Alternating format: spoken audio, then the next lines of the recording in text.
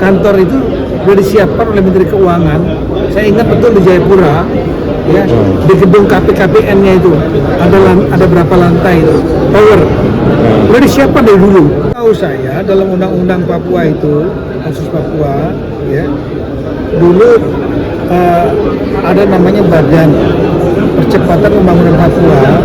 Di dalam undang-undang itu disebut itu Wapres, itu Wapresnya Pak Maruf Amin. Udah sering kita rapat berapa kali. Nah, di dalam ada 3 diantaranya di situ menteri menjadi anggota. Ada Menteri Keuangan, Menteri Bappenas, Menteri Dalam Negeri. Saya lupa ada lagi kalau salah Menteri apa lagi. 3 atau 4. Kemudian nanti ada namanya di situ Badan Eksekutif. Dia yang akan ngantor di Papua. Sudah disiapkan gedungnya oleh Menteri Keuangan gitu di Jayapura. Nah, yang ini yang belum sampai hari ini belum ditunjuk siapa badan nama eksekutifnya. Dan setelah itu kan ada perwakilan tokoh, ada 5. Saya ulangi 6. Dari tiap-tiap provinsi ada 1 tokoh. Itu yang bukan birokrat, bukan partai politik. Tokoh, ada yang tokoh agama dan lain yang menjadi anggota dari badan eksekutif itu.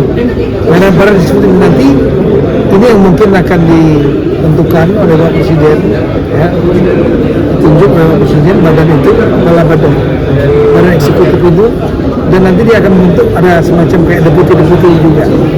Tujuannya evaluasi untuk mempercepat pembangunan Papua. Berarti Mas sendiri ada semacam catatan? Apa itu? Ada catatan dari siapa dari soal pembangunan Papua nanti mungkin digunakan juga oleh Wapres?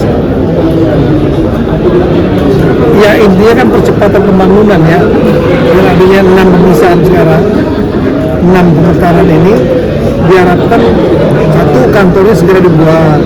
Kedua, integrasi program-program yang ada di Papua sendiri, kemudian Papua antar provinsi, dan dengan pemerintah pusat. Di pusat juga perlu dikoordinasikan. Kenapa? Karena ya Kementerian Pendidikan kan punya program di Papua, Kementerian Kesehatan punya program di Papua, Kementerian Dikti juga punya program Papua, Kementerian apalagi PU punya program, Perhubungan punya program, KKP punya program. Nah, ini kan nggak boleh jalan sendiri-sendiri, perlu diintegrasikan supaya nggak overlapping dan harmonis. Sama program pusat ini nanti selain diintegrasikan oleh badan ini juga akan mengharmonisasikan dengan program provinsi yang 6 itu supaya nggak jalan sendiri-sendiri, dan tingkat kabupaten kotanya juga diintegrasikan. Contoh misalnya kalau mau bangun bendungan aja dermaga besar seperti Duga, maka jalan nasionalnya oleh Menteri PU,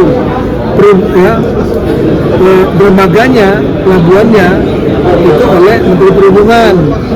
Setelah itu nanti jalan provinsinya oleh provinsi, yang menuju kabupaten-kabupaten oleh jalan kabupaten sampai kecamatan. Nah, ini harus dibagi. Kalau enggak nanti pelabuhannya dibangun, jalannya nggak ada.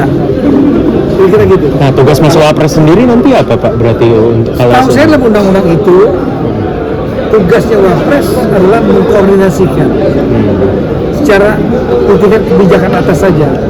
Tapi untuk eksekusi sehari-harinya dilakukan oleh badan eksekutif ini. Oke, artinya berarti lebih ke supervisi, makanya berkantor di sana. Ya. Oke, berarti maksudnya makanya itu kenapa mau dikantorkan di sana agar dekat gitu. Memang kantornya itu nanti akan di kantor itu sudah disiapkan oleh Menteri Keuangan. Saya ingat betul di Jayapura, ya, di gedung KPKPN-nya itu ada berapa lantai itu, tower, sudah disiapkan dari dulu. Tapi bukan untuk Wapres, bukan untuk badan pelaksana eksekutif ini, badan eksekutif percepatan pembangunan Papua namanya itu. Jadi